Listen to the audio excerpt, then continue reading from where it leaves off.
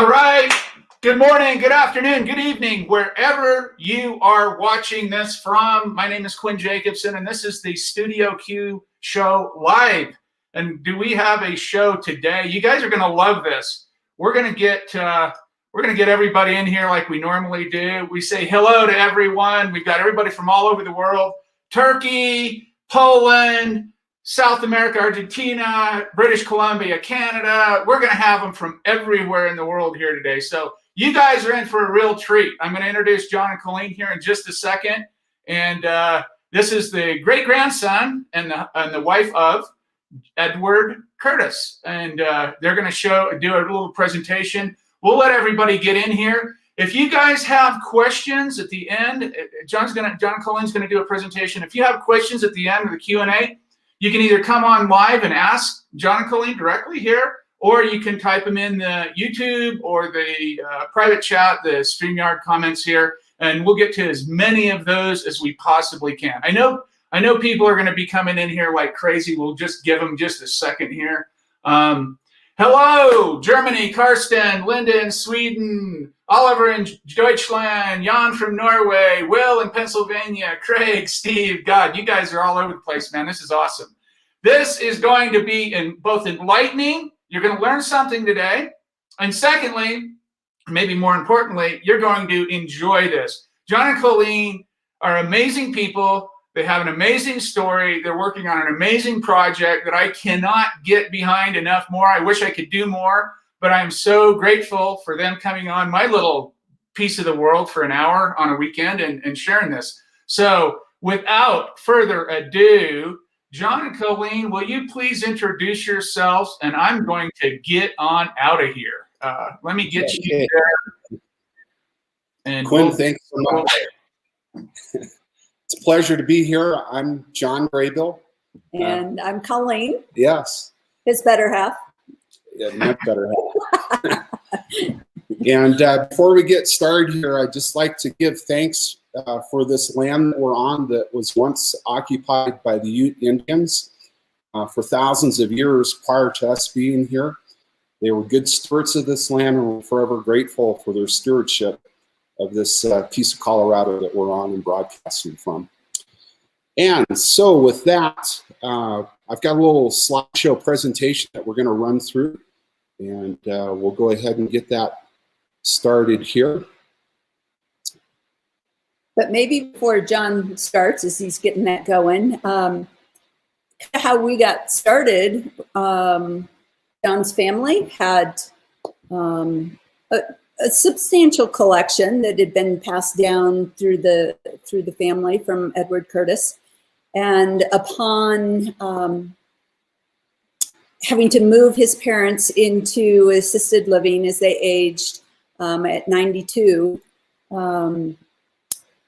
we became aware of all of the material that they had that they didn't even realize they had, and that they were getting to the point where they wouldn't answer the phone or answer questions when people would call with questions about Curtis. So John had asked if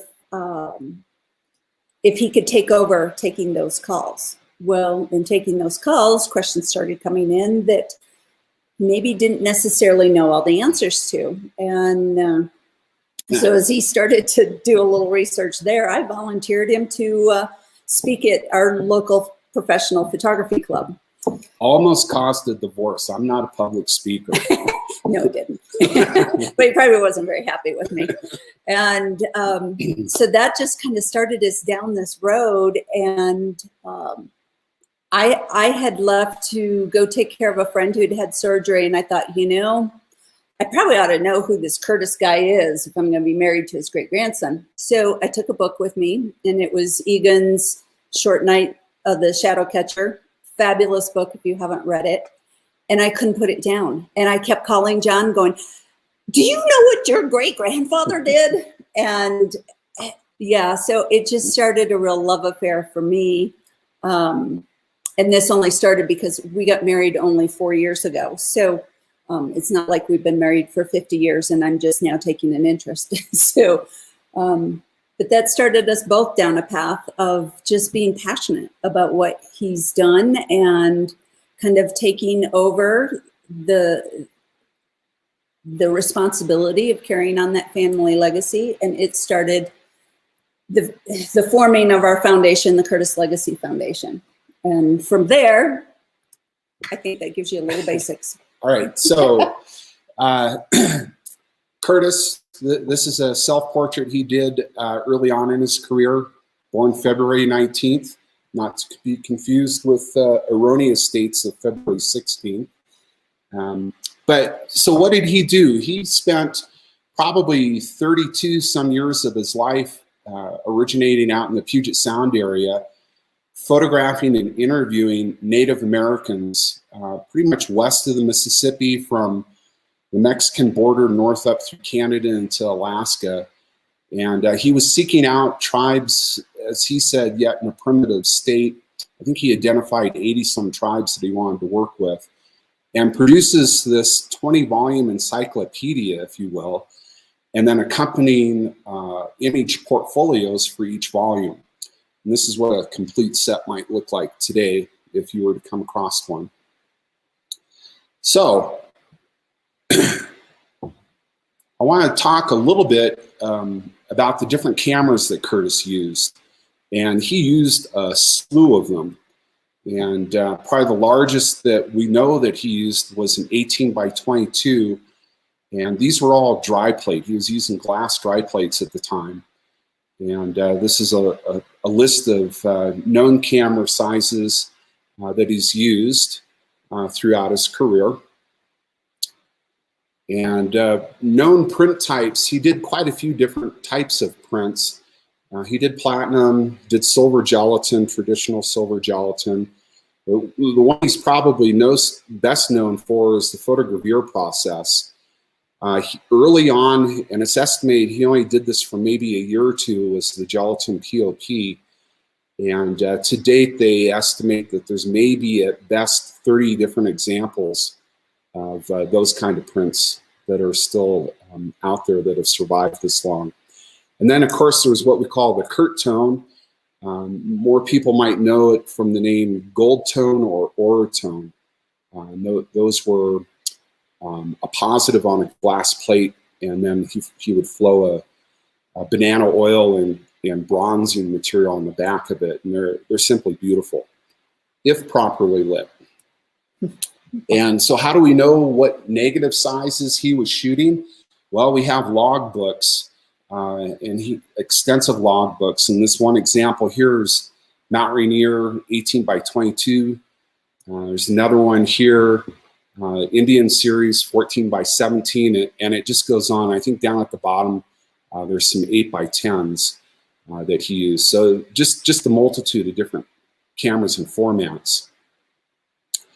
And so if you go back to about the mid 1890s, when he was getting his start in Seattle as a photographer, he rapidly became the premier portrait photographer in Seattle. And if you were anybody or dignitary stopping by the Seattle area, you were to go to the Curtis studio and get your portrait made.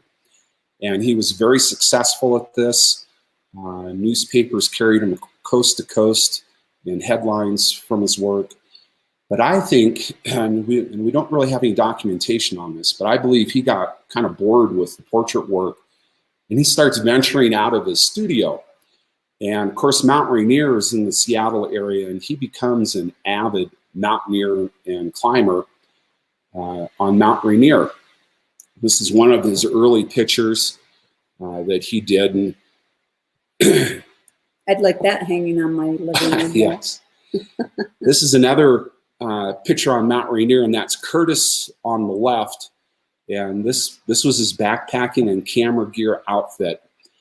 Far different than how we might do that today. But yet that's the equipment they had then, and how he proceeded. And he went all over the mountain. He forged his own paths. He didn't follow the paths that others had already taken, and became acutely familiar with Mount Rainier. And this is another picture that he made on Mount Rainier, and that actually is him with the pole on the right, standing up. And then there's a group of men in the background behind them, I think they're sledding down the hill. I can't really tell for sure, but I think that's what they're doing. And he became so well known on Mount Rainier, they even named a ridge after him. There's Curtis Ridge, just north of the summit, the dome there, that little red dot up there. So if you can imagine, I love the story. an 18 by 22 inch view camera, holders, glass plates, that's some heavy equipment. And although he did backpack it on occasion, he'd take one frame with him, expose it, and come down. This one occasion, he wanted to take more with him, and so he contacts a local farmer and rents a donkey from this farmer to pack his gear up the mountain for him. And so everything's going good, and he gets his gear and the donkey up to the top of the mountain. He makes his picture, and so he's loading the donkey back up for the trip back down the mountain. And everything's loaded up, and he's ready to start down. And the next thing he sees is the donkey sitting on its butt and starts glissading down the mountain. Curtis was like, "You got to be kidding me! What's this donkey doing?" And would that put any of you into a panic? Excuse me. So Curtis gets down the hill and catches up to the donkey, and much to his amazement, the donkey's just waiting for him at the bottom. All of his gear is fine, and he's just astounded at this. And so he takes the donkey back to the farmer, and he's telling the story to the farmer, and the farmer's just laughing at him. And Curtis is like scratching his head, says, "What's so funny?" And the farmer says, "Oh, I trained the donkey to do that. That's a normal thing." Yeah. All right. So this is probably one of Curtis's more iconic images. It's titled Canyon de Chelly.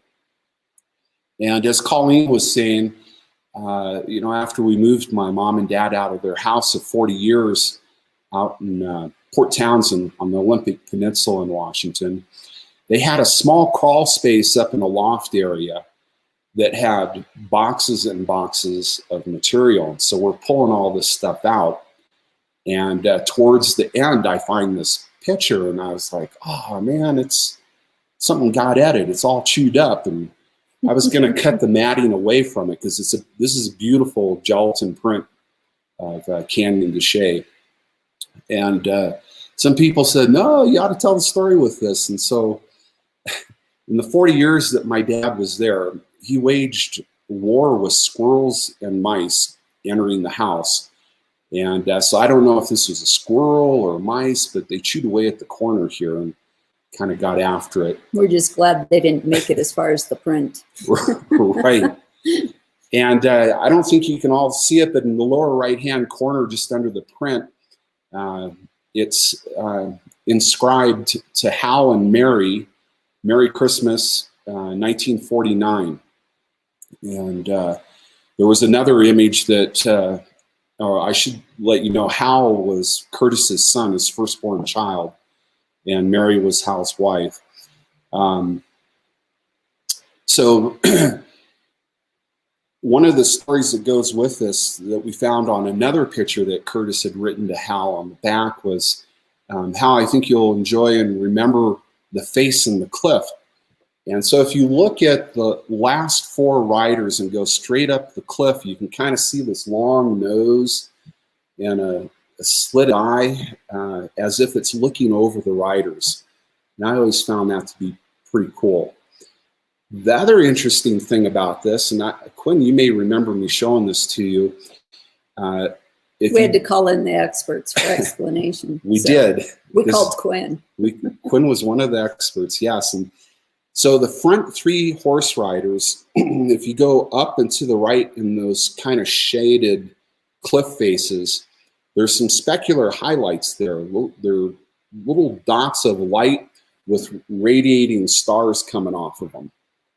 And as photographers, you all know you got to have light bouncing off of that to achieve that kind of effect. But the sun's at the wrong angle for that. They're in the shade. The sun's coming from behind that point of view. And so in one of our trips down to Canyon de Chelly, we were talking to one of our native guides, and the discussion came up about spirit orbs in the canyon. And the guide said, yeah, they're all over the place. Some people see them, some don't. And so I believe these are spirit orbs that Curtis captured in this photograph at Canyon de Chelly. And there's like half a dozen in this image. Yes, and they don't typically show up in a photogravure print, but this silver gelatin that we have, they show up really well. And then we have one of the negatives from this image, and it shows up pretty well in there. And some people say, well, no, it's a negative defect or it's something else. But in the 40,000 pictures that Curtis took during this project, this is the only image that has these in it. And so I've always found that interesting. Believe what you want. Spirit orbs. I believe. So after Curtis gets going with the project, he's met with Teddy Roosevelt. He's photographed Teddy Roosevelt's children. He's photographed Teddy Roosevelt's daughter, Alice Roosevelt's wedding. He's partnered with JP John Pierpont. See, I can't say it either. Mr. JP Morgan. Morgan. He partners with Morgan and gets Morgan to fund the project, or at least part of it, early on. And this was about 1906. By 1907, 1908, Curtis has traveled back and forth to the East Coast from Seattle so many times, he's done with the East Coast. And he takes his wife, Clara, and his son, Hal, on this last field trip out to the Battle of Little Bighorn. And this is his third trip out there, trying to reconstruct what happened at the Battle of Little Bighorn. And these are three of the Sioux scouts that were with Custer right up until the moment Custer was attacked. And so we've got the three scouts on the left, hairy moccasins, white man runs them and goes ahead, and then Curtis on the right. And then below Curtis is Alexander Upshaw. And Alexander Upshaw was one of Curtis's most trusted interpreters that would go into camps ahead of Curtis and kind of lay the groundwork for Curtis to come in. Much of the early work couldn't have been accomplished without Alexander Upshaw. Just a fascinating individual. On this trip, I've got to tell this little story because growing up in the Curtis household, Curtis is out in the field working like all the time. And so he's got three young children at home, Hal, Beth, my grandma, Florence. And Hal ends up taking care of his sisters most of the time. His mom's either running the studio in the absence of her husband, or what Hal said is she was a joiner and was out socializing in Seattle all the time. And so Hal was left to take care of the kids, cook, clean, and raise his sisters. And so on this trip, one night at the campfire, Claire calls Hal to come sit with her. And he's well-mannered, so he does what his mom says, but he sits down with her and he says, "Mom, a snake takes better care of their children than you." And there wasn't much love there between them. Yet on the same trip, later in the trip, Hal comes down with typhoid fever. And it's the only time I've heard Hal say anything good about his mom, and he does credit her with saving his life on this trip. So what happened on one of the trips that Curtis went on is these Sioux scouts would lead him through the battlefield. And they'd say, well, we led Custer to this point. We stopped here. We evaluated. We looked. We led to another point. And so as they led him through the battlefield where they had led Custer, Curtis draws this map and makes some notes. And I don't know if you can see it, but the distances aren't in feet or yards or miles or kilometers. They're recorded in minutes between distances. And these scouts tell Curtis when they were up on the hill, they saw Reno getting his butt handed to him down at the river, the Rosebud River, and they plead with Custer to go intervene, and Custer refused. Some speculation, Custer didn't really like Reno, didn't have much respect for him, and so Custer sits down on the hill and watch Reno's troops just get their butt handed to him, and they're in full retreat, and he does nothing to intervene. And so this is Curtis's handwriting. This is the original sketch that he made with his note. Yeah, I think this was 1907. So imagine, I have to tell this quick story. So we're cleaning out his parents' house, and we knew of the Custer information and all the research that Curtis had done. But we'd never seen any of the material. And, you know, we were all kind of in different parts of the house going through different things. And I'm up in the loft and looking through.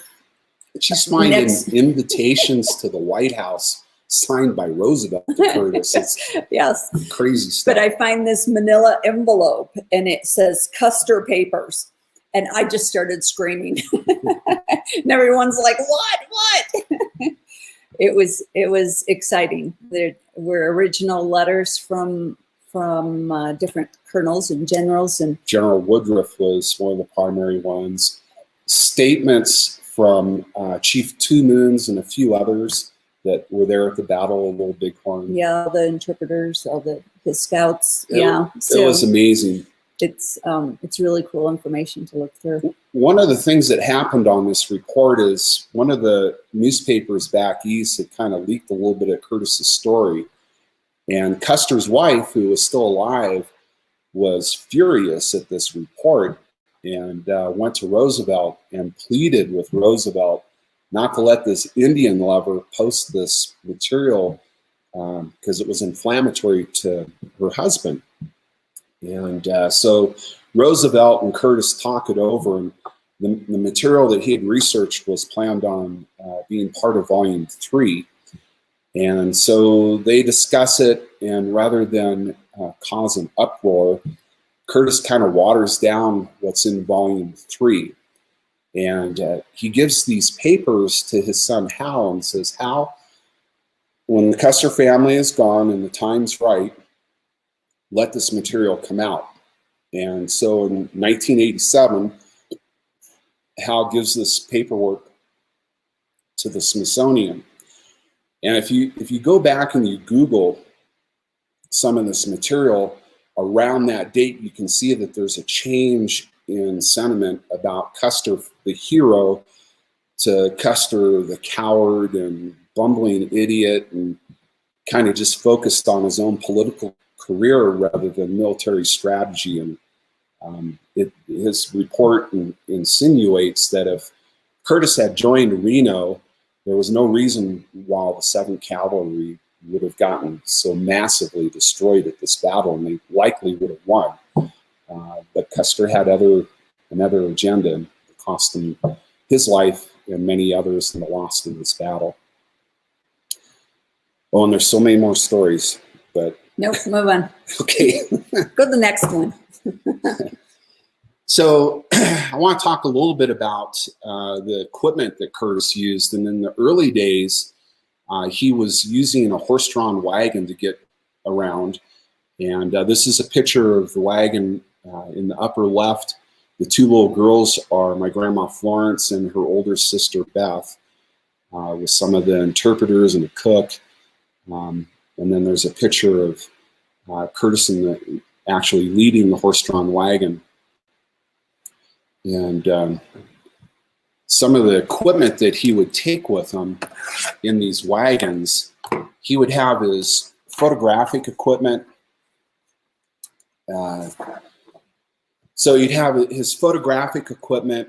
He estimated that this wagon would be loaded with anywhere between 1,000 pounds and a ton of equipment, depending on how far out he was going to be away from supply sources. And so he'd have several whole plate cameras. And at this time, when he's doing his field work, the Primo reversible back whole plate camera was his favorite go-to camera. So he'd have several of those with him. He also had a motion picture camera with him. He had the Edison wax cylinder recorder with him. He'd have a couple of typewriters, trunk of reference books, and then he would have correspondence material because he'd be out in the field for perhaps months at a time, and he was still having to correspond with his home office back in Seattle and in New York, and set up lectures and this sort of thing, work on getting subscriptions to the volume. So he was constantly in correspondence mode. He'd also have his tents, his bedding, saddles, food supplies, his cooking outfit. He had all this stuff packed into this wagon. Oh, and he had plus his darkroom supplies. You know, and a lot of people criticized Curtis for having a trunk of costumes that he rode around with.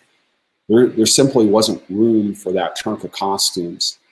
And in fact, one of the stories that Hal told us is one of the first things that they would do when they would get into a camp was seek out the elders and who had the regalia. And that's what they would photograph natives in. Nowhere in any of his equipment lists or notes or other writings that have not been published, there's never been anything in there about taking along a trunk of costumes. So we're here to debunk that thought. Later on, and I'm not sure exactly what year this started, he started using a car rather than a horse-drawn wagon, so there's even less space. And this is a picture that they took of the car that they nicknamed the Nanny. And this particular one's 1922. And my grandma Florence was with them working on the Northern California tribes. And you can see equipment and stuff strapped to the sides. Like I said, there's even less room here. Obviously, this had a major breakdown on the trip. But anyway. And this is a picture of Uncle Hal in one of the camp settings, a little bit older, but Hal told us multiple times from about 1906 to when their mom, Clara, filed for divorce in 1916, Hal would spend every summer with his dad in the field working. And he got sent away to boarding school, and I think that's because he and his mom didn't get along, but no documentation on that, but I believe that's what the cause was. Anyway, Curtis would send Hal a ticket and instructions were to meet him, and as soon as school was out for the summer, I would hop on a train and go meet his dad and spend the summer working with him. And so Hal had a unique experience in working so many years with his dad. His accounts of what happened are pretty substantial, and we tend to believe in what he said. That's a pretty good summer job. Well, at least we can look back at now and go, yeah, that would have been really exciting. That would have been awesome. So Curtis gets done with his field work in 1927. He makes his last trip to Alaska. And, he'd gone through some hard times. I think volume 11 was the last publication. In 1916, that's when Clara files for divorce. 1917, World War I happens. 1918, there's the Spanish flu. And so we don't really see much activity. And then by 1919, Curtis finds himself in a Seattle courtroom defending himself against the divorce suit that Clara filed against them. And the judge awards Clara everything, the house, the studio, and everything in the studio. And so at the end of that, Curtis and his oldest daughter, Beth, moved to LA and opened up a new studio in LA. Los Angeles, for those of you that yes, are across the globe. Los Angeles, California. And they have quite a successful studio there. And it's that work in the studio plus other work that Curtis does in Hollywood to squirrel away some money to continue the field work that he does.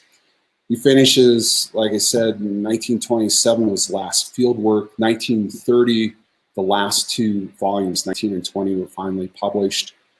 And of course, then the Great Depression has set in. His work falls into oblivion until the mid-70s. And Curtis dies at the home of his daughter Beth and her husband Manfred Magnuson, who also became a very accomplished photographer. And Curtis is said to have trained Uncle Meg. So, like Coleen was saying earlier, and this came after a presentation that I had made. I think we're sitting out in the hot tub, and we're just, some of our best ideas come out of the hot tub.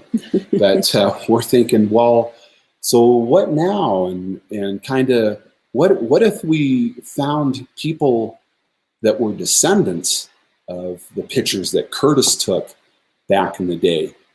And so we kind of pursued this idea, this descendants thing. And out of that, we started the Curtis Legacy Foundation.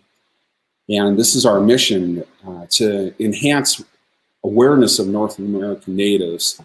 And we do things like what we're doing now. We do presentations, we do research, we do exhibits. We've got one coming up later this year that we'll talk about in a little bit. And we try and amplify Native American voices to help give them a platform to reach more people, to share what they're about. There are people, well, here in the United States, but across the globe as well, that don't realize that they still exist. Some are totally living their cultural ways, but in a modern way, and some have moved on and totally assimilated. So there's a real mix, but there's certainly, especially recently, been a real movement of them realizing how much of their heritage they've lost, and they're looking to regain that and to understand the historical stories and where their ancestors came from and how they lived. One of the things that we've seen through this pandemic is a loss of their language. Many of the elders that knew the language in various tribes have passed, and loss of language is probably one of the most critical things to maintaining one's culture. Without the language, it fades away into nothing. And so that's been a real struggle for a lot of tribes during this pandemic. We'll give you information on how to follow us here in a bit, but at some point in the near future, we're hoping to do a fundraiser to help the Hidatsa actually produce a dictionary, a printed dictionary of their language, which is in real threat of being lost. So that's one of the things that we're kind of trying to get set up, is to help them out. So with our Descendants Project, we do interviews, and when we started this, our friends were like, how hard is it going to be to find these people? You guys aren't going to find anybody. You guys are beating your head against the wall. Well, my wife is so smart. She gets on Facebook, and there's a ton of Native American pages and groups, and often they share Curtis's work, and every now and then somebody will say, oh, that's my great-great-grandfather. So we reach out to those people, and we've got a substantial list of descendants that are interested in being part of our project. And so that part of it's been easier than we anticipated, way easier. Mm-hmm. And so then we photograph them, and this is the interesting thing. You know, as photographers, and maybe not so much you guys, but I look back to my very first camera was a Nikon F, and I saved and saved. And I bought this thing in 72, and of course back in the film day. And I remember everybody was always finer grain, faster film. That's what we wanted. And the market was pretty good at delivering that to us. And then comes digital, and it's the same thing. Less noise, higher resolution. And the market has answered that call from photographers that this is what we want. So we start this project, and we've got a pair of Nikon D850s, backup 810, a slew of different lenses. And one of my favorite lenses is the Nikon 85 1.4, which is a beautiful, beautiful bokeh, shallow depth of field. It's just a dream come true lens. And so I thought, well, we'll use this lens. And I wanted our images to look somewhat similar to what Curtis did, so that we're continuing that legacy. And first test pictures were like, wow, this just captures way too much detail. And so we tried a few other lenses. We did tilt shift lens, trying to get depth of field down. I even bought a Petsful lens with a Nikon mount. That was kind of fun. I've got an example in one of the images coming up that we'll show you with that. And just a little background, John and I have both been photographers basically all our life professionally. So this isn't something new that we just stepped into. I feel like we're fairly competent between the two of us in Photoshop. And we just could not get that Curtis look, because I really didn't want to go down the road of a large format and having to develop plates, and we don't have a dark room, and you just start adding up all this stuff in your head and the cost of it versus digital. I knew it would be so much cheaper and easier if we didn't have to go this route, but I agreed. It just did not have the same look. And for Joe Schmo, average public person, they may not realize the difference, but I think they'd feel the difference. And it'd be subtle, but it's the difference that makes, it's what makes Curtis's work. It's like the just difference feels so different between a vinyl LP and a CD. There's just this subtle difference. And so this is how I met Quinn. Some friends encouraged me, hey, you ought to talk to Quinn Jacobs up in the Denver area. So I reached out to Quinn, and Quinn, what a godsend you are. What a beautiful human being. I just love this man. He hooked us up with a whole plate camera and a 14-inch Petsful. I think we measured it about 5.6. And so we did early work with this setup. And Quinn, thank you. But we also implemented a product called Live Portrait. It's an app that you can put on your phone. And when you launch this app and hold it up to one of our pictures, a live video will come out, and they get to tell their story. One of the things I do in the interview process at the end is I say, what would you like the world to know about who you are, your ancestors, or what you're doing? And so that video segment from our interview will come out live out of this portrait. It's really important to us that it be their voice, that Yes. It's not something they told us and then we rewrote it to our white man words, because there really is a difference. And Huge difference. We really are trying really hard. It's a learning curve because you don't realize how you don't realize how white you are till you start working on these kinds of things. And one of the outcomes from this project that we hope to be able to start putting together probably in the next 1.5 to 2 years will be a book of all the descendants that we've worked with, and we believe at least the first book, and I keep getting asked this all the time, how many volumes are you going to do? I don't know. I'm older than Curtis was when he ended, and I'm just starting, so we'll see how it goes. And then, of course, we do exhibits as well. So let's talk about some of the descendants. This person here, Princess Angeline, is credited as Curtis's first Native American that he photographed. And again, he found her venturing out of the Seattle studio and going down to the waterfront in Seattle.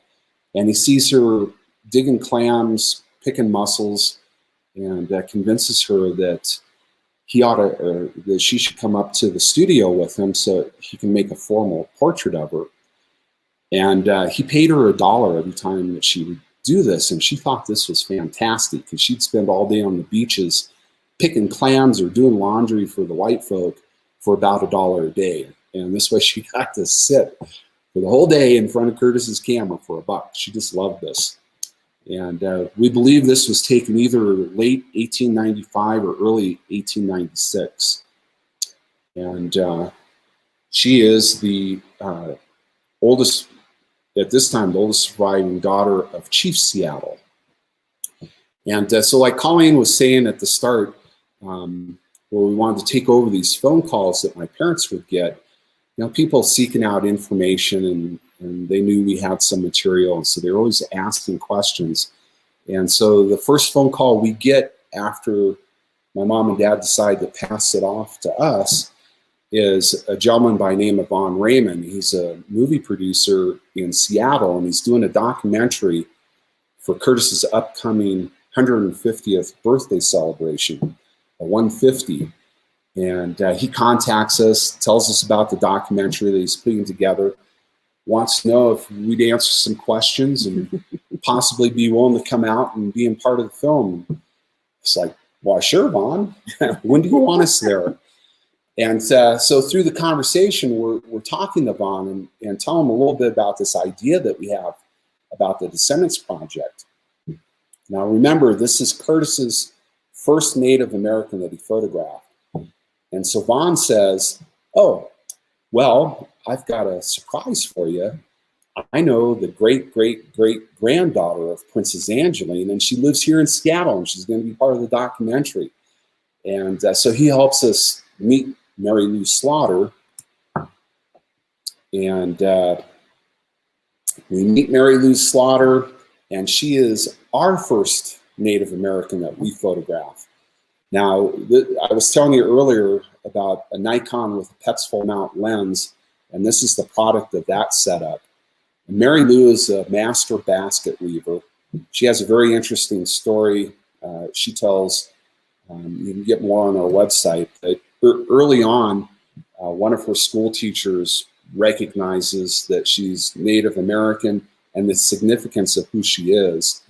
And it was all fun in school, but after school, she said the other kids threw rocks at her, spit at her, chased her home, called her dirty Indian. It was just horrible that she had to go through this because she was Native American.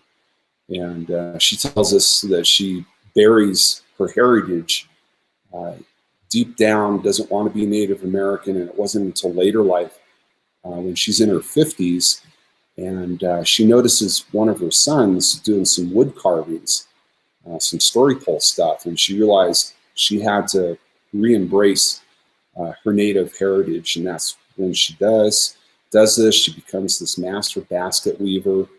She makes cedar bark vests that she's got on, this hat. Beautiful person, beautiful story. She's 80 years old in this photograph, and she still, to this day, goes out and strips her own red cedar bark. And she's an amazing woman. She's a gem. Yes, we love her dearly. Well, she loves my husband dearly. Every time we message with her, give that husband of yours a hug for me. It's never a hug for me. It's always a hug for him. It's a little embarrassing, but we love her to death. This is Ken Workman, also in the Seattle area. And Ken is the 4-time great-grandson of Chief Seattle. So her and Mary Lou are nephew and niece. And that's how he got included in our project. And I asked Ken, I said, Ken, where do you want to be photographed? He says, oh, that's easy. I want to be photographed on Alki Beach in West Seattle. And I said, well, why there? And he says, well, this is where Chief Seattle, and he calls him his great-grandfather, welcomes ashore the Denny Party, some of the first white settlers into the Seattle area. And you'll see a little bit about that. But he says his grandfather stands on the shores and says, come ashore, my friends. We welcome you with open arms. And of course, the rest is history. Both Ken and Mary Lou are Duwamish. The settlers pushed the Duwamish out of the Seattle area in horrific ways. But this is where Ken says he wants to be photographed. And he was also born, I don't know what, 4 or 5 blocks from here. Mm-hmm. Grew up here as a little boy. He always played here.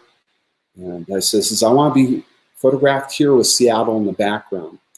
And so this is a photograph we made with our whole plate view camera and Jason Lane speed plates. And you can see kind of off to the left, there's a Space Needle in the background. And again, I tell the participants of the Descendants Project to come dressed as they want to be remembered. How do you want to be remembered 100 years from now, Ken? That's how I want you to show up, and that's how we'll photograph you. And so this is how Ken shows up. And I've got a little short video of Ken's response to what is the message you want to give to the world? How do you want to be remembered? And so we're just going to... A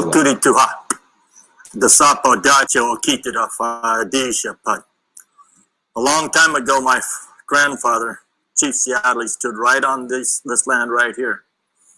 And he said, come ashore, my friends, onto this land of the Duwamish. And this is how Seattle started. But Seattle is a modern city. We have many friends from up and down the Pacific Northwest.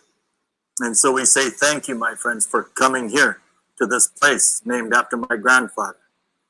And so for our Tlingit friends on the southern end of Alaska, we say Gunolchish, because this is their word for thank you. And when we say that word, they know they are welcome in this place.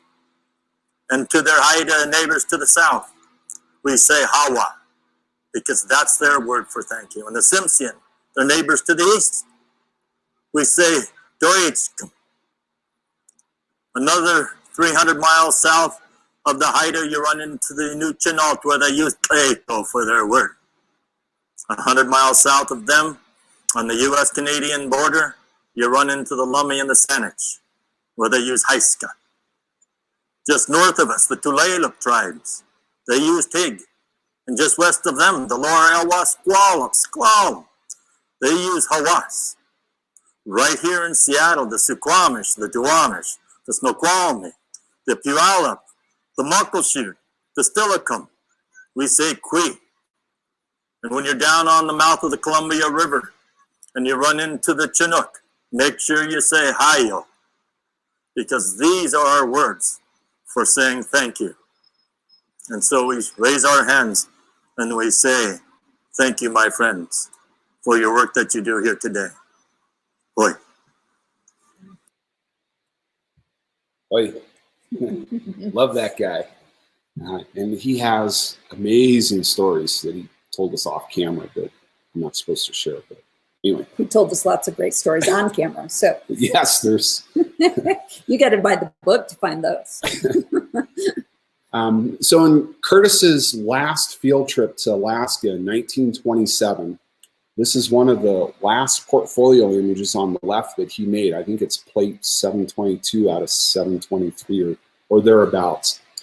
And this little toddler that's in this photograph was 3 years old when Curtis made this image in 1927. Coleen and I are judging a local photo competition. And we've got a pre-meeting, and when the meeting's over, we're talking to another couple about personal projects, and we're explaining this project. And Kimmy says, oh, a good friend of mine in Colorado Springs, her grandma is in this picture. And we're like, what? and she says, yeah, and she's still alive. And so we get some information, and we find Anna Ellis, pictured on the right here, is still alive. and living in Florida. And so we made contact, and she agrees to meet with us, and we load up our gear and hop on a plane, and away we go to Florida. And this may have been our first, or was this the first image with the view camera? Yeah, it was early on. I didn't have a proper head brace. And poor Anna, I'd get everything all set up. You know, I've got my focus, everything. I put in my dry plate. I pull the dark slide. So, okay, Anna, here we go. Now hold steady. And she starts shaking like a leaf. It's like, oh my goodness. Take a deep breath. The more she tried to stay still, the worse she was. It was crazy. And so there's a fair amount of movement in this photo, because those that do this, you know, the shutter, well, this was pulled the lens cap off. The exposures can be fairly long. I think I was probably 3 or 4 seconds on this one. And looking back at Curtis's work, I see the same thing. He's got all kinds of movement in his photos. So he dealt with the same thing, which is what I wanted. I wanted to continue kind of a legacy and a similar look to what he was doing. So that's Anna, and she is such a sweetheart. She's still alive today. And yeah. Yeah, she's 96, I believe now. 96. Yeah. So this is Anna, another picture of Anna, just singly.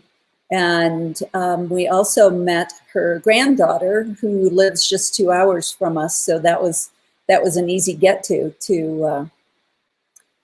photograph her. But kind of Jackie's story is that she had really shunned her native culture and didn't really want much to do with it due to the amount of alcoholism in her family.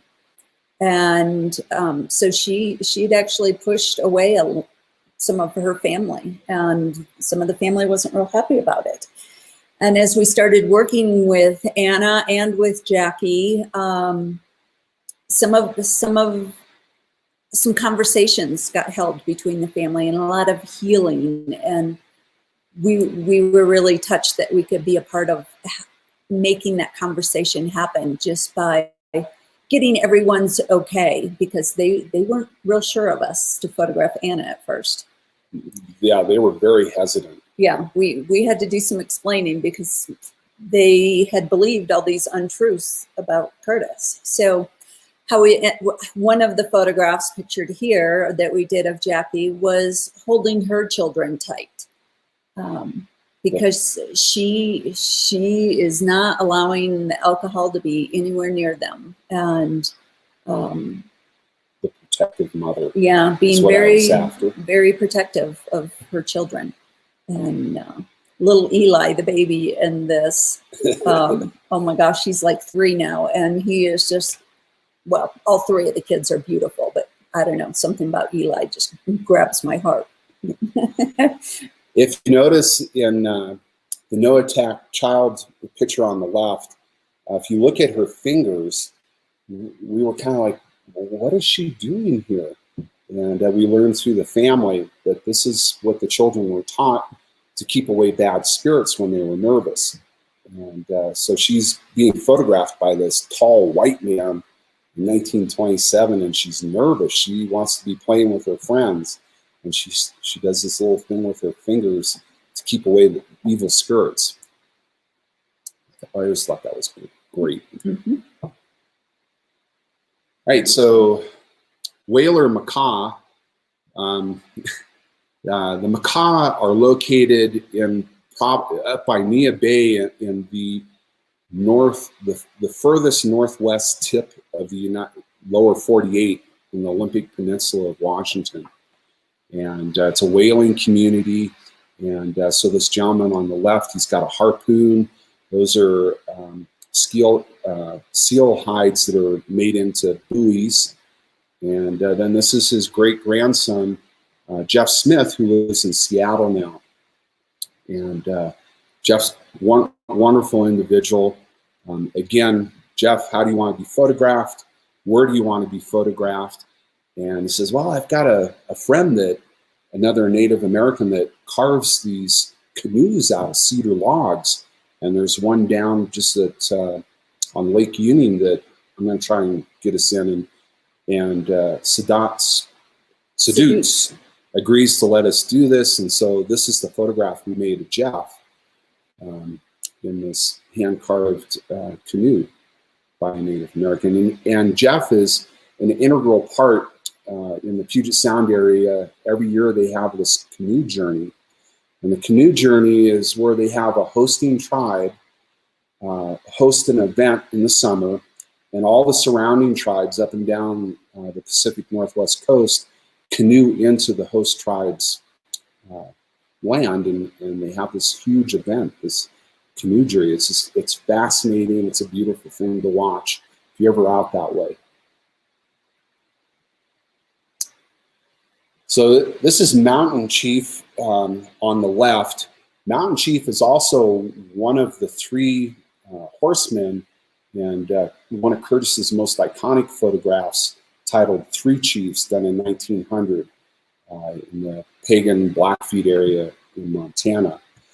And so we found Peter Vandenberg, his great-grandson, still living out in the Montana area on the reservation. And the thing that struck me about Peter is he's got this plot of land, reservation land that he lives on. He lives in a small, modest cabin that he and his dad built. And he's out there all by himself, and it's just this massive isolation. And when I asked Peter, where you want to be photographed, he said, oh, in the backyard. And so this is Peter's backyard, and off in the far distance is the mountain range for Glacier National Park. And many of Curtis's pictures were taken in this exact same area. In fact, Peter took us down the road from where he lives and got us probably half mile at the most from where Curtis was when he did pagan encampment and Sundance encampment. And we can match up the mountain lines. It just blew my mind. It's amazing.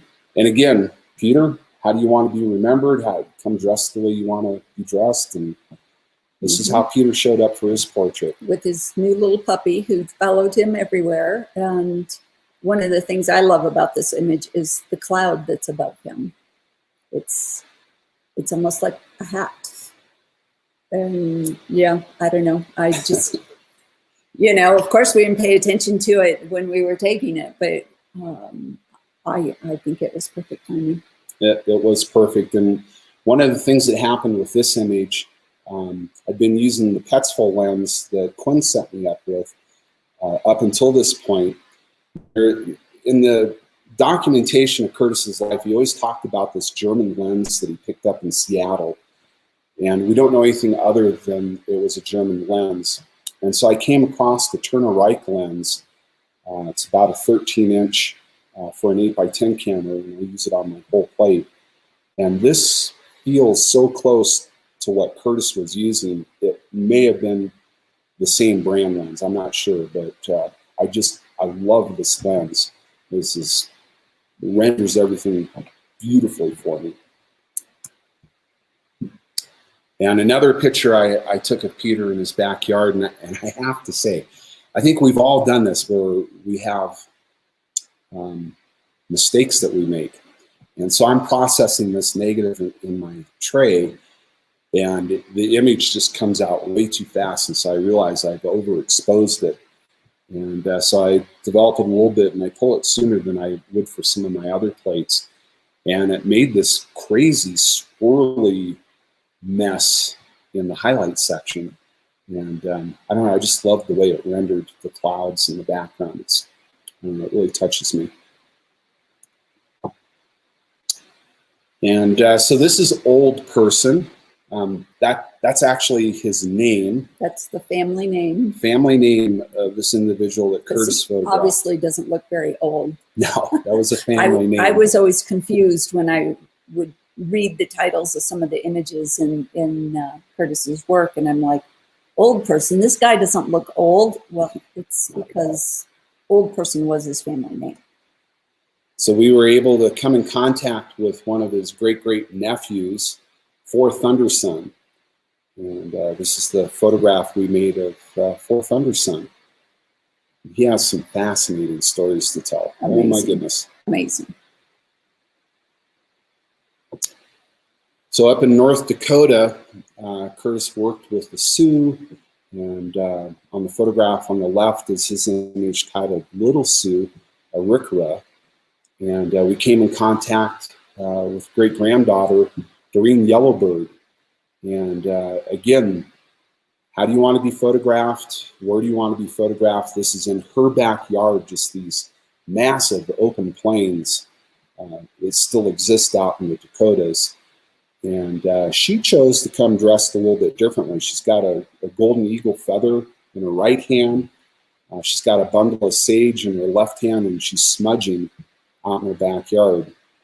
She's got a full wardrobe on. Yeah, it's another image I just love. Yeah, the look and feel of her this. corn ceremony necklace, ribbon skirt, which is what they wear a lot for ceremonial and important occasions. Okay, and the last descendant I'm going to share with you, this is a very significant individual, Chief Red Cloud. And for those of you that are familiar with Red Cloud, he was one of the most feared Lakota warriors back in the day. He defeated the U.S. Army. He defeated them. And pretty big deal. And he was instrumental in signing several treaties. One of the sad things is what he was told he would be signing and what he actually signed were very different. And of course, he couldn't read the writing of the treaty. He was just told, sign here. And U.S. government really betrayed Lakota and many other tribal nations back in the day. And it wasn't even sign here. They handed them a pen and they just had to touch the paper with the pen. And that was considered a done deal. So we were able to meet up with a direct descendant of Red Cloud. Oh, and for those of you that want to read more about Red Cloud, there's a great book, The Heart of Everything That Is, talks about Red Cloud's life. It's a fascinating read. But we came across Chief Henry Red Cloud out on Pine Ridge In South Dakota. In South Dakota.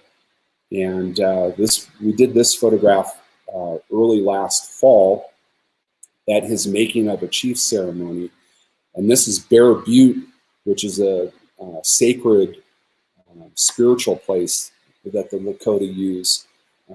And so after the making of the chief ceremony, I said, Henry, let's go over here. I want this in the background, and made this picture with his new war bonnet that was made for him for this ceremony, and the rest of his clothing and moccasins that are all like new just for this event that the other tribal leaders had made for him. We were really touched to be able to be a part of that day. Henry is an amazing man. If you get the chance and you want to learn a little bit more about what goes on Pine Ridge, there's two schools. There's the logistics school of just how bad conditions are. And a National Geographic photographer named Aaron Huey, probably about 10 years ago now, did a piece. And it started out, he was doing a piece on poverty in America. He ends up in Pine Ridge and turns the whole project into Pine Ridge. It's a tough segment to watch. He does a TED Talk on it. It's heart-wrenching. I sob every time I watch this video clip that Aaron does. In contrast, Henry is doing the exact opposite. And he is paving a way for his people to prosper and have a future that's sustainable on Pine Ridge. And again, we asked this descendant, what's the message that you want to give? And so I've got a little short video clip from that segment that I'm going to play here. The most important thing that should be at the forefront of everybody's mind is to unify. We need to come together. We're to ensure that we have 7 generations from our bloodline, our life. We don't think that way. We're not thinking about, we may be thinking about next year or 4 years down the road, but your bloodline, 7 generations. what's it going to take for them to survive? So we look at how we start looking at the earth starting to, protect her. Start looking at the water issues, the quality of air that we breathe. Without those, we're not going to live. So banding together, coming together, unifying, and empowering ourselves so we can look to the next 7 generations. Unity, coming together. It's just so that it's very important and it's needed. We have to do that. There's no other way. We have to. Or our way of life is going to be no more. No more. No more. You may not see your generations. No more. We no more. But if we work together, unify and work together, then ensure we can see, we can smile in our spirit, and we can smile and be happy that for sure 7 generations from now, from where you stand today, your bloodline's going to go down. It's really important. Please look for us on a World Wide Web. Do Glala Lakota search. Do Henry Red Cloud search. And you can find us and see what we're doing and see how we're living here in the 21st century. See what we're doing. And if there's a way that you think we could partner up, let's partner up. Let's partner up and start, moving together. We can make that change. We are that change. Please look at, find us, if you Google search Henry Red Cloud, you'll find a website, but the website to us is redcloudrenewable.org. See what we're doing out there and see how we're doing it and see how we can partner up. There's no time to reinvent the wheel, but there's plenty of time for partnerships. And that's what it's going to take if we're going to survive. So, India, forever.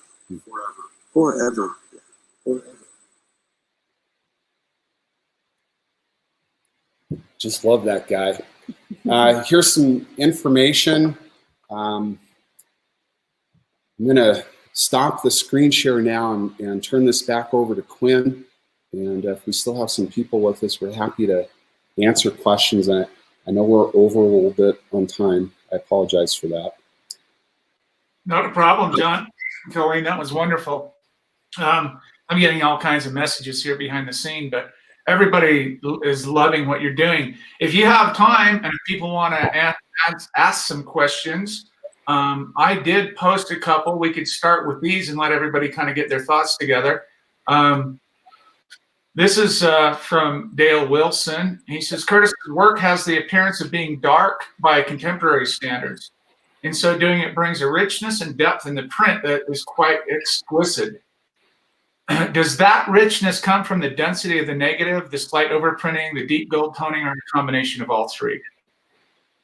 The best I can discern, as we've looked at a few negatives that we have, and they're not a whole lot different than the negatives I produce, which you've seen, Quinn. And I think most of that depth and richness came out of the darkroom and the printing process, especially the photogravure process. For those that aren't familiar, a photogravure is, at least when Curtis did it, was from an etched copper plate from the negative and then pulled through a press, hand inked, and they had an amazing amount of control because of the ink that they would apply on how it would appear. And I think that's where some of that richness came from. Did we talked a little bit about this, the gelatin or the gelatin pop, the printing out process, which would typically call the, in our terminology, we'd call it a aristotype. He did gold tone those 20 or 30 examples. He did gold tone those, correct? Absolutely. Yeah. Yes. And the thing that's amazing, like this image that's in our background of 3 chiefs, he did that on his trip with Bird Grinnell out to Blackfeet Nation in Browning, Montana, 1900. And so the thing that amazes me is Curtis had his hands on this image start to finish. He photographs them. He develops his glass plate out in the field, and after which he makes this POP in the field. And it's an amazing, beautiful image. And I didn't really realize what it was at first, but I kept staring at this. It's like, there's something different about this picture. It's not a photogravure. It's not a platinum print. What the heck is it? And through some research, I realized what it is. Extremely rare, beautiful prints, and definitely gold. Yeah. He was just on the cusp there, you know. Wet plate, he knew wet plate for sure, but wet plate was going out of fashion, but there were still some of those printing out processes that he took advantage of like that. I think, man, I think in the end he made a beautiful choice, though, obviously. Just a couple of comments. Andy from the UK just says, I got to go take. Andrew, yes. Yeah. Linda from Sweden, just saying some really nice stuff. People are really, really into it. And how could they be? I mean, really, just stuff. You know, there's a whole bunch of them on here. Here's another one. Maybe this is a little too controversial. I just have a couple up here that people have sent me. I've got a whole bunch of them, but this is from an anonymous person. I'd like to know if this society, and they mean your Curtis Legacy Foundation, is concerned with the exploitation of the Curtis legacy by contemporary image makers. Do you know what that means, John and Coleen? Yeah. Yeah, there are people out there, and maybe some of them call me one of those. Maybe they're referring to me, but I don't do portraits of Curtis's descendants, or I don't even do portraits. I've done portraits of Native Americans, but not in the context of that. But there are people out there working in this area or this arena that I'm sure that's what they're referring to. They're asking, are you concerned with the exploitation? People that don't, quote, have skin in the game, coming into these is very sensitive. You guys know more than anyone in this panel or watching this show, you guys know how sensitive this is. It's a very sensitive thing to be a white person and take this stuff on with the legacy of the colonizers and all the things, some 90 million indigenous people wiped out of this country. So to the question, are you concerned with the exploitation of people out there doing this kind of stuff? That's kind of the question, I guess. Absolutely, it's a huge concern. And if you look at the history since first contact, Native Americans have been exploited in this country and are continuing to be exploited. So we're very sensitive to that. We're sensitive to other people doing that. And that's part of why when I photograph the people that we do, behind the scenes, we're asking, how do you want to be photographed? What's the message you want to tell? Come dressed the way you want to be dressed. So it's completely their decision where and how I photograph them, how they show up, the stories that they tell us. And then we're trying to not, well, although we did it here, we're trying to let them tell their story rather than us telling the story for them. And so it's in their words, it's done with the video. I think it's extremely important and that we proceed in this fashion for the people that we work with. Right. I always say there's a fine line, a very fine line between exploration and exploitation, right? As image makers, and if you're dealing with other people, you're walking that, especially marginalized communities, especially people that have such a history with other types of people. And it's really, you know, there's appropriation, there's all kinds of words we can get into here, but you get the idea. That's a concern. And I think people should be aware that, you know, it's not just grabbing a camera and going out and photographing these people and making great images to, you know, whatever you're doing with them, I don't know, but taking a slice, taking a page from your book, and you've got skin in the game. You're a direct relative of this person. You're dispelling some of the myths about this person, and you're esteeming the people of this land, the indigenous people of this land. That's my opinion, anyway. Just a couple more comments.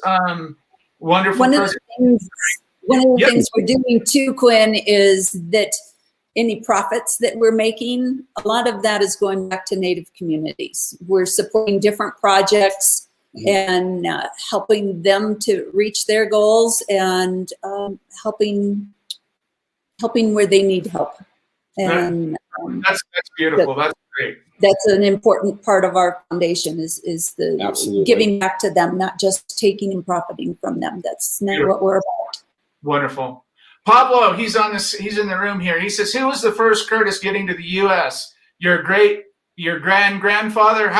Who came to the U.S. before Curtis? Was his parents? Were your great-great-grandparents immigrants, or who was that? That's a good question. That's a great question, and we're just starting to dive into that ancestry on our side. So Curtis's parents, Johnson and Ellen, were already here in the States. Johnson Curtis fought in the Civil War, and actually had some health issues that came out of that plagued him the rest of his life. Prior to that, we've been looking at the sheriff's side of the family, which would be Curtis's mother. And I think we got to go back a couple of generations from that before they came over and migrated to the States. Yeah, they were established. Yeah. A couple of generations before Curtis. Mm-hmm. Yeah. And by the way, Sheriff is Edward Sheriff Curtis, his middle name, just if you guys don't know that. With 2 R's. And it's spelled with 2 R's, not one as everyone puts it. Yeah. And Jan from Norway says, top. This is a great history hour. Fantastic work. Thank you, John and Coleen. Regards from Norway. Thank you, Jan, for coming in.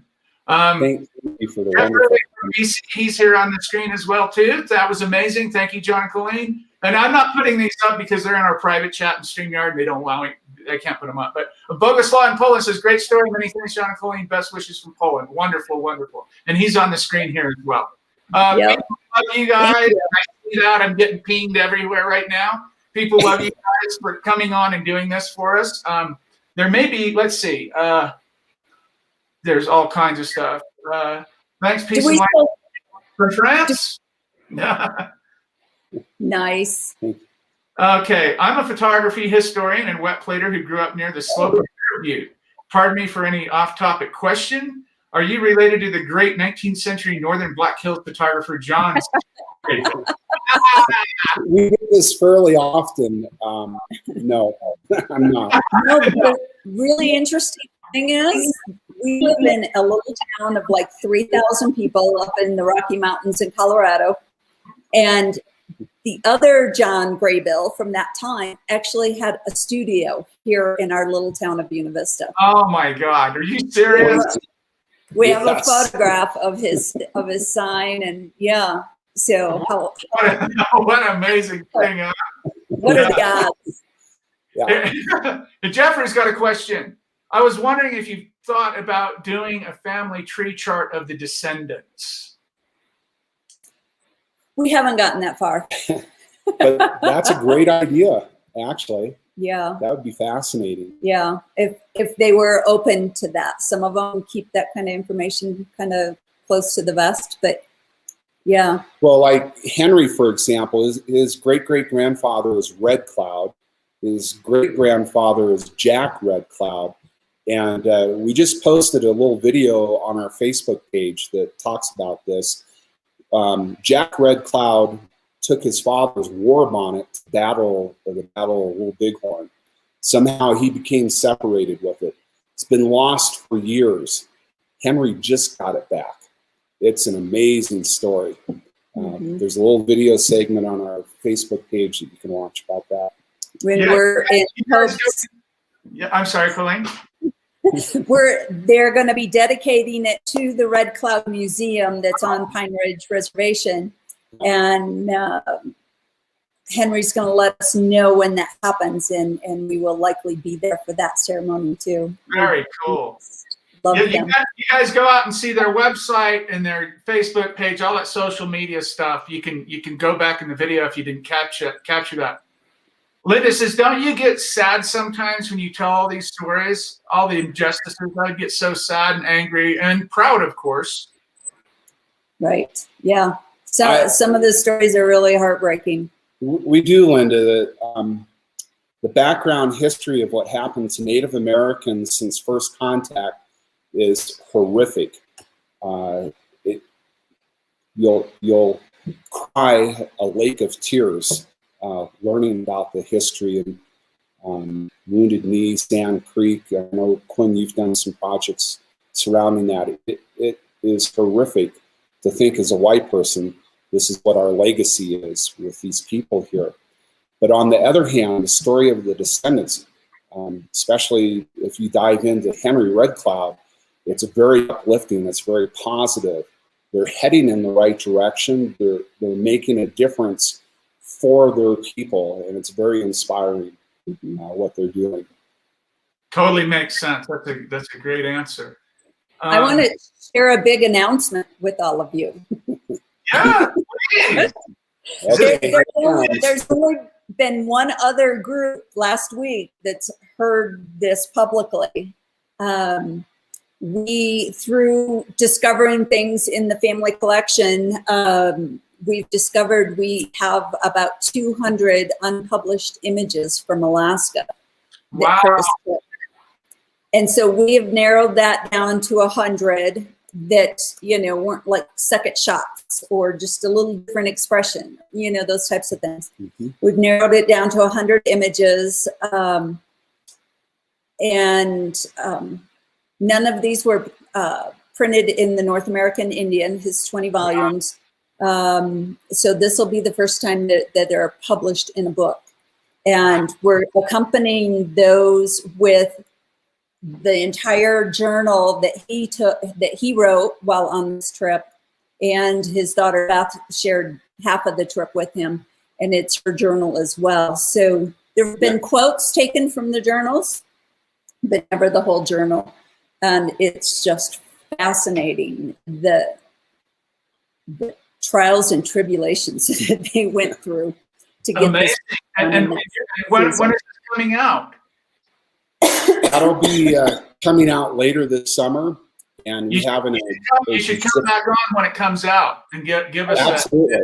Yeah, that'd be We've awesome. got an exhibit scheduled mid-September at the Muskegon Museum of Art that'll use the book as a foundation for an exhibit with the pictures.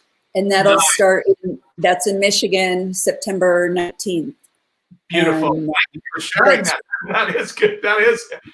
Yeah. That's fun. So make sure you either go to our website and sign up for our newsletter, or make sure you're following us on our Instagram or Facebook pages, which are both Curtis Legacy Foundation. And that way you'll get notices. We're doing a Kickstarter starting in about 3 weeks. And then you'll get discounts on those. And yes, we can ship internationally for those of you across the world. Awesome. So so this will be the first view of a lot of these images. And amazing. That is wonderful to hear that. I'm so glad you're doing that. And Hank from Home says, wonderful pictures, good explanation. I enjoyed. And then Kareem has a question here. He's in Istanbul. He's a great guy, wonderful photographer and artist. He says he's right here in the show down here. There he is. He says, awesome. Great project, impressive, inspiring. When I read Timothy Egan's book, I was impressed by Chief Joseph. Did you find his descendants? Not yet. What I've heard about Chief Joseph's descendants is they don't welcome in a lot of outsiders to tell their story too. And because the story actually is much different than what most places put out there, and that Chief Joseph he wasn't actually the leader of that whole trip.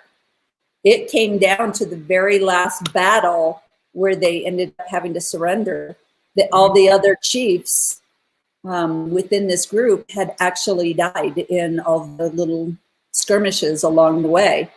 And he was basically the last man standing. Wow.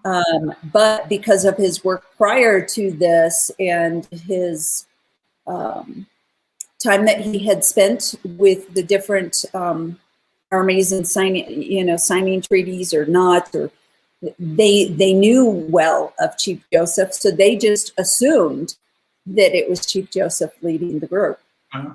And so there's been so many long stories told, and from what I understand, the Nez Perce are a little little harder to get into, as well as we've heard that about the Hopi Indians in the Southwest. So we'll have to work a little harder and have some other connections to get to that. But I think it's incredibly important to have someone tell that story from their words and from their perspective, and why they hold that close, and to help us understand.